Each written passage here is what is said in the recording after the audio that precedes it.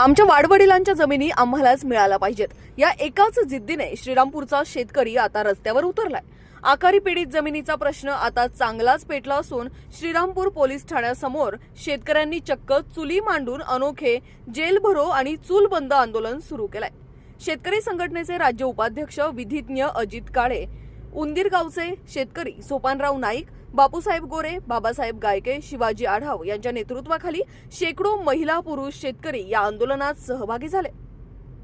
अहिल्यानगर जिल्ह्यातील श्रीरामपूरमध्ये आज एक वेगळंच चित्र पाहायला मिळालं।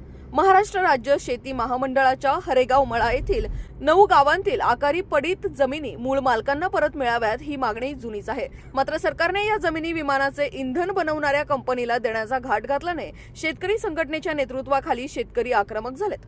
पोलिसांनी या आंदोलनाला प्रतिबंध करण्यासाठी BNSS कलम 168 नुसार नोटिसा बजावल्या होत्या। मात्र नोटिशीला न जुमानता उंदीरगाव आणि परिसरातील शेतकरी मोठ्या संख्येने पोलीस ठाण्यावर धडकलेत।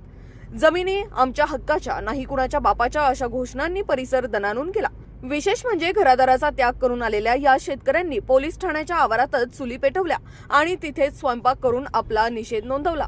प्रशासनाने कायदा आणि सुव्यवस्थेचे कारण देत आंदोलकांना रोखण्याचा प्रयत्न केला असला तरी शेतकऱ्यांचा निर्धार कायम आहे। विमानाचं इंधन की शेतकऱ्यांचं जगणं असा सवाल आता या आंदोलनाच्या निमित्ताने सरकारला विचारला जातो। प्रमुख मागण्या आकारी पडीत जमिनी मूळ मालकांना परत करा, विमान इंधन कंपनीला जमीन देण्याचा निर्णय रद्द करा आणि शेतकरी कुटुंबांना न्याय द्या। आता या अनोख्या आंदोलनानंतर सरकार नमते घेणार की शेतकऱ्यांचा हा संघर्ष अधिक उग्र होणार याकडे संपूर्ण जिल्ह्याचं लक्ष लागलंय।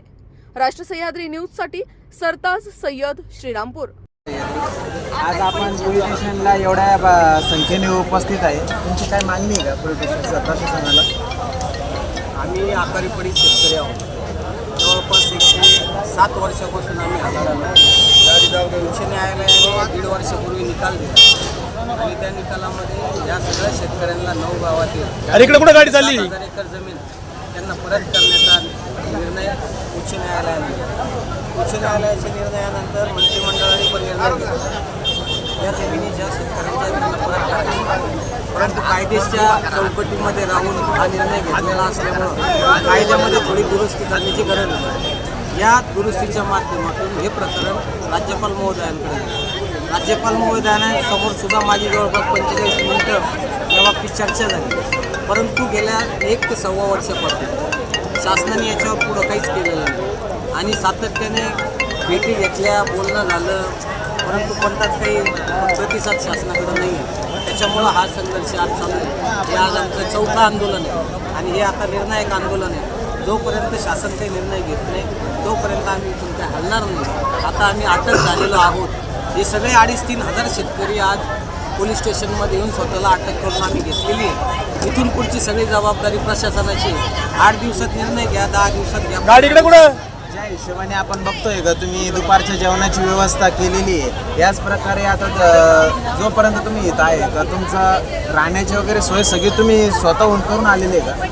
ही सगळी जबाबदारी म्हणूनच मी म्हटलं की आम्ही अटक झालेलो आहोत। अटक झालेला असल्यामुळं ही प्रशासनाची जबाबदारी। संध्याकाळचं जेवण प्रशासन जे देईल ते आम्ही खाणार आहे। त्याच्यामुळं इथून पुढं जितका वेळ लागणार आहे त्याची सगळी जबाबदारी प्रशासनाची राहणार। तर तुमच्या ज्या मेन मागण्या आहे ते पूर्ण जाण्यासाठी प्रशासनाकडे काही तुम्ही काही निवेदन वगैरे काही दिलं का?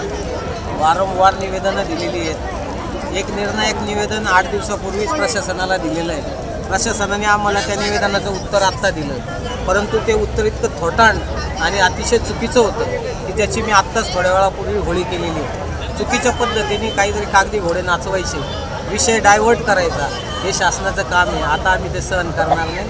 निर्णायक भूमिकेत आम्ही इथं बसलेलो।